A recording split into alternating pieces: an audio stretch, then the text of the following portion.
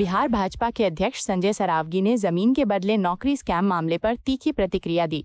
सरावगी ने कहा कि इस केस में कोर्ट ने साफ कहा है कि ऐसा लगता है जैसे राजनीतिक लोग एक अपराध सिंडिकेट चला रहे थे। उन्होंने कहा कि जांच एजेंसियों के पास इस मामले में पर्याप्त और सही सबूत हैं जो घोटाले में शामिल लोगों के खिलाफ गंभीर आरोप लगाते हैं। सरावगी ने कहा कि ऐसा लगता है कि लालू यादव को फिर से जेल जाना पड़ेगा और इस बार अपने पूरे परिवार के साथ। उन्होंने आरोप लगाया कि लालू यादव के शासनकाल में बिहार की नौकरियों को जमीन के बदले बेचा गया और इस घोटाले से राज्य की युवा पीढ़ी का भविष्य तबाह हुआ। सरावगी ने कहा कि अब न्याय के दरवाजे खुल चुके हैं और जो भी इस घोटाले में शामिल है उसे उसकी सजा जरूर मिलेगी। उन्होंने जनता से अपील की कि वो ऐसे नेताओं को फिर से मौका न दे जिन्होंने बिहार को भ्रष्टाचार और अराजकता के गर्त में धकेला।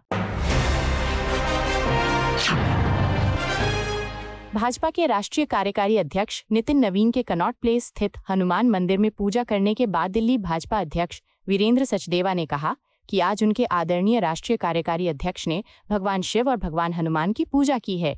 उन्होंने बताया कि पूरे देश में सोमनाथ स्वाभिमान पर्व मनाया जा रहा है। सचदेवा ने कहा कि 1026 ईस्वी में विदेशी हमलावरों ने सोमनाथ मंदिर पर हमला किया था, जो 1000 साल पुरानी कहानी है और जो हमारी सांस्कृतिक विरासत और परंपराओं को दिखाती है। उन्होंने कहा कि सोमनाथ मंदिर वह जगह है जहां समुद्र भगवान शिव के पैर धोता है। उस मंदिर को फिर से बनाया गया है और अब उस मंदिर के बारे में ऐसा त्योहार पूरे साल भर पूरे समाज और पूरे देश में मनाया जाएगा। भाजपा प्रवक्ता शहजाद पूनावाला ने असदुद्दीन ओवैसी पर प्रतिक्रिया देते हुए कहा, ओवैसी मियां, संविधान में इस बात पर कोई रोक नहीं है कि प्रधानमंत्री कोई ऐसा व्यक्ति होना चाहिए जो हिजाब पहने या नहीं। कोई भी प्रधानमंत्री बन सकता है, लेकिन पहले वोट तो जीतो। उन्होंने कहा, प्रधानमंत्री बनने का सपना देखने से पहले ओवैसी मियां पहले किसी हिजाब पहनने वाली महिला, बुर्का पहनी महिला या कम से कम पसमानदा समुदाय के किसी व्यक्ति को अपनी पार्टी का अध्यक्ष क्यों नहीं बनाते। भाजपा के राष्ट्रीय प्रवक्ता राजीव रंजन प्रसाद ने पश्चिम बंगाल की मुख्यमंत्री ममता बनर्जी के आईपीएसी ऑफिस पर ईडी की छापे के खिलाफ विरोध पर प्रतिक्रिया देते हुए कहा कि हिसाब का समय आ गया है। ममता बनर्जी की वापसी मुश्किल लगती है। उन्होंने कहा कि सेंट्रल एजेंसियों के साथ लगातार झड़पों ने शक पैदा किया है, जिससे लोग सोच रहे हैं कि ये कोई छोटी समस्या है या बहुत बड़ी बात है। राजीव रंजन प्रसाद ने कहा कि कल की घटनाएं बहुत दुर्भाग्यपूर्ण और शर्मनाक थीं। जेडीयू के प्रवक्ता नीरज कुमार ने पश्चिम बंगाल की मुख्यमंत्री ममता बनर्जी के आईपीएसी ऑफिस पर ईडी की रेड के खिलाफ विरोध पर प्रतिक्रिया देते हुए कहा कि कोलकाता पश्चिम बंगाल की घटना देश के संघीय ढांचे के लिए अच्छी नहीं है। उन्होंने कहा कि आज़ाद भारत में पहली बार किसी संवैधानिक संस्था का इस तरह से विरोध हो रहा है, जो लोकतंत्र और संवैधानिक संस्थाओं के प्रति आदर के लिहाज से चिंताजनक है। नीरज कुमार ने कहा कि जब किसी राज्य की सरकार एजेंसियों के खिलाफ सीधे सड़क पर उतरकर विरोध करती है तो ये राज्य और केंद्र के बीच संवैधानिक संतुलन को खतरे में डालता है। उन्होंने कहा कि जांच एजेंसियों को अपना काम करने दिया जाना चाहिए, लेकिन राज्य सरकारों को भी अपनी भूमिका के दायरे में रहकर विरोध करना चाहिए। नीरज कुमार ने जोर दिया कि राजनीतिक तनाव को कम करने के लिए संवाद और संवैधानिक तरीकों को अपनाया जाना चाहिए कि संस्थाओं के खिलाफ सीधे विरोध के जरिए तनाव बढ़ाया जाए। कांग्रेस प्रवक्ता सुरेंद्र राजपूत ने अंकिता भंडारी केस की सीबीआई जांच पर प्रतिक्रिया देते हुए कहा कि बीजेपी सरकार इतनी देर से काम कर रही है। उन्होंने कहा कि ऐसा लगता है कि अंकिता के हत्यारों को बलि का बकरा बनाने का रास्ता दिया जा रहा है, हिज़्ब की असली ताकतों को बचाया जा रहा है। राजपूत ने कहा कि अंकिता भंडारी की हत्या के बाद से ही कांग्रेस लगातार सीबीआई जांच की मांग कर रही थी, लेकिन सरकार ने लंबे समय तक इस मामले में कोई ठोस कदम नहीं उठाया। उन्होंने कहा कि जब तक जनता का दबाव नहीं बनता तब तक सरकार गंभीर नहीं होती। उन्होंने कहा कि अब सीबीआई जांच शुरू हो गई है, लेकिन इस जांच को पूरी तरह स्वतंत्र और पारदर्शी होना चाहिए। राजपूत ने जोर दिया कि अंकिता के परिवार को न्याय मिलना चाहिए और जिन लोगों ने इस घटना को ढकने की कोशिश की उनके खिलाफ भी कार्रवाई होनी चाहिए।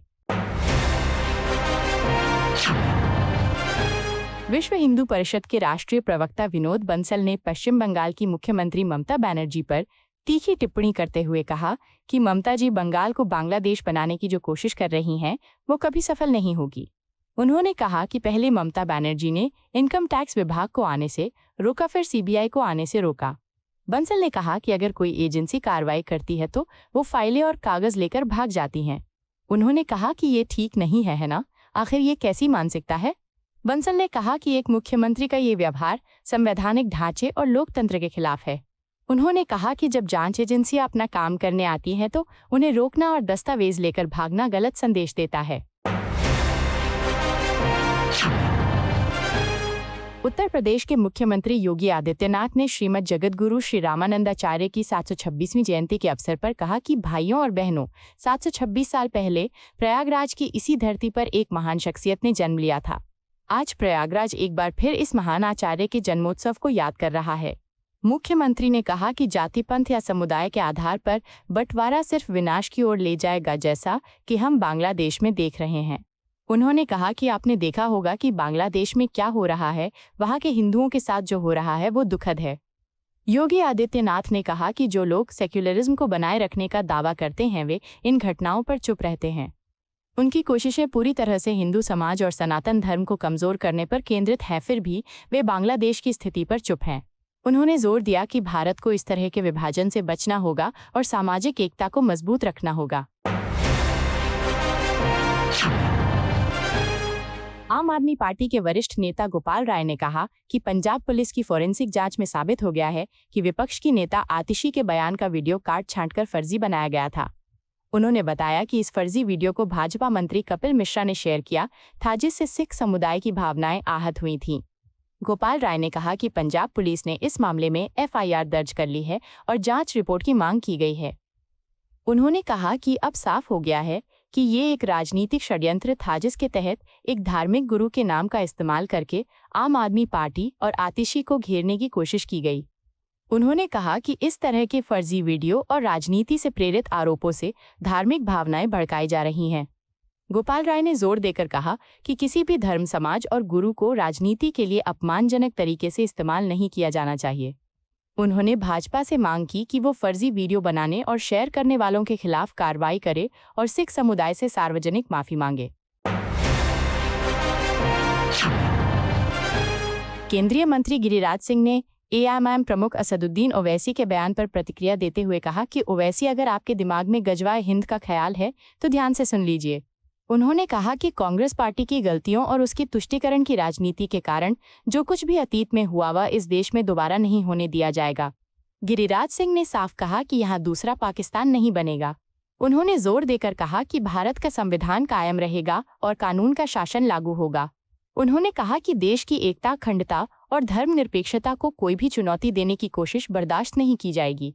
मंत्री ने कहा कि आज का भारत उस भारत से बिल्कुल अलग है जो अतीत में था। उन्होंने चेतावनी दी कि किसी भी तरह की विभाजनकारी राजनीति या देश के खिलाफ गतिविधियों के खिलाफ सख्त कार्रवाई होगी। उन्होंने कहा कि देश की सुरक्षा और संवैधानिक मूल्यों की रक्षा हर हाल में की जाएगी। आपको यह वीडियो पसंद आया हो तो इसे लाइक करें, हमारे चैनल को सब्सक्राइब करें।